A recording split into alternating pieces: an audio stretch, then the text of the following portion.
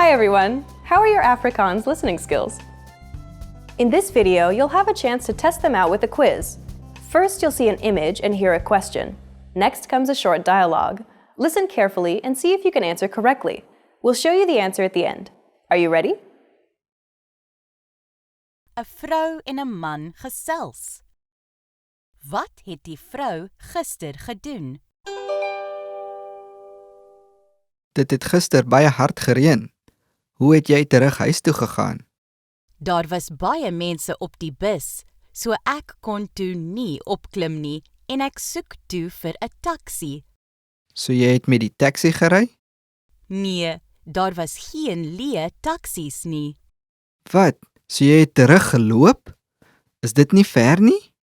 Nee, ek het so halfpad geloop en toe onthou ek dat my vriend se huis daar naby is, so ek het toe daar gebly. O, ek sien. Jy is gelukkig. Ek moes al die pad huis toe stap.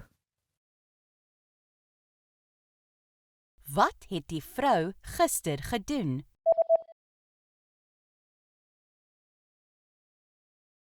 'n Vrou en 'n man gesels. Wat het die vrou gister gedoen? Dit het gister baie hard gereën. Hoe het jy terug huis toe gegaan? Daar was baie mense op die bus, so ek kon toe nie opklim nie en ek soek toe vir 'n taxi. So jy het met die taxi gery? Nee, daar was geen leë taksies nie. Wat? So jy het teruggeloop? Is dit nie ver nie? Nee, ek het so halfpad geloop en toe onthou ek dat my vriend se huis daar naby is, so ek het toe daar gebly. O, ek sien. Jy is gelukkig. Ek moes al die pad huis toe stap. Did you get it right?